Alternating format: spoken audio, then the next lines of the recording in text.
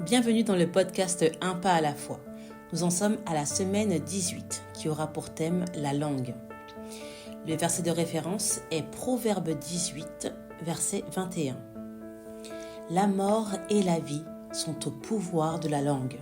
Quiconque l'aime en mangera les fruits. Dans ce processus que nous avons entamé avec Un pas à la fois, nous avons commencé à faire des déclarations pour notre vie. Parce que nous savons à quel point ce que nous disons est essentiel. Ce que tu vas affirmer dans la prière, c'est le reflet de ce que tu crois être vrai. Quand tu poses une semence, on le verra un peu plus tard, on parlera de semence, mais quand tu dis une prière, il est intéressant d'observer comment tu te comportes et ce que tu dis en dehors maintenant de ce contexte de prière. Est-ce que dans ta vie de tous les jours, tu vas confirmer ce que tu as déclaré ou est-ce que tu vas l'infirmer? Est-ce que tes paroles reflètent ce que tu as semé? La parole a un grand pouvoir. Et ça, on le sait, car dans le livre de Jean, chapitre 1, verset 1, il est écrit qu'au commencement était la parole, et la parole était avec Dieu, et la parole était Dieu. Dieu a tout créé par la parole.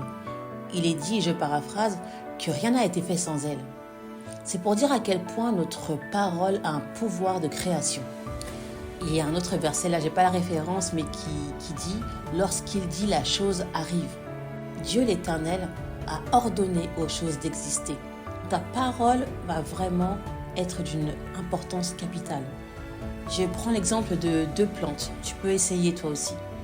Tu peux prendre les mêmes plantes que tu arroseras de la même façon.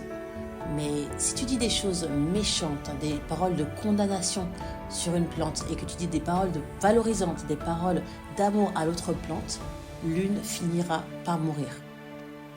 Tu les exposeras de la même façon, tu les arroseras de la même façon. Les paroles négatives ont des conséquences néfastes sur les gens, sur les animaux, sur les plantes surtout. Peut-être que dans ta vie, beaucoup de paroles négatives ont été semées. Et c'est pour ça que tu dois les remplacer par des paroles de vérité. Quand tu te définis, tu peux te définir d'une façon négative. Tu peux mettre en avant tes défauts au lieu de mettre en avant tes qualités. Mais peu importe ce qui a été dit, ce qui est aujourd'hui capital, c'est que tu saches qui tu es en Christ. Que tu déclares qui il dit que tu es. C'est pour ça qu'à chaque parole négative que tu as dans ton esprit, tu dois la remplacer par une parole de Dieu, qui est la vérité, et pas ce que les autres ont dit que tu étais. Quand tu demandes par exemple une voiture, que tu demandes quelque chose à Dieu, et que tu t'attends à la recevoir, lorsque tu vois que ton voisin, que ton frère a une très belle voiture, sois heureux pour lui, réjouis-toi avec lui. Même si tu continues à prendre les transports, sois heureux parce que ça ne va pas durer.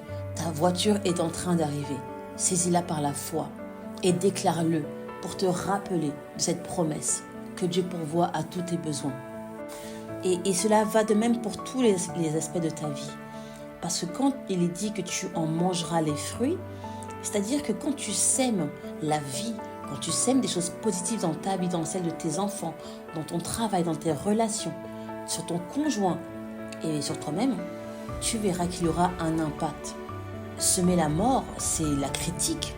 C'est comme on disait un peu plus haut, la jalousie, tout ça. Je discutais avec une amie et elle me disait oui, j'aime pas forcément dire ce qui est bien dans ma vie parce que j'ai peur qu'on me jalouse. Mais en fait, ça c'est leur problème, c'est pas le tien. Toi, tu ne le fais pas dans une intention de rendre les gens jaloux. Toi, tu dois affirmer ce qui est bon dans ta vie. Quand tu parles de ton conjoint, parle-en avec amour. Quand tu parles de tes enfants, tu dois semer des paroles de vie, de réussite pour eux. Donc, surveille ta langue, surveille ce que tu dis. C'est vraiment un challenge pour cette année parce que tu en mangeras les fruits. Donc voilà, j'espère que ça vous aura aidé un petit peu. C'est aussi un travail que je dois faire. Voilà, je pense qu'il faut vraiment se retenir de parler que de dire n'importe quoi.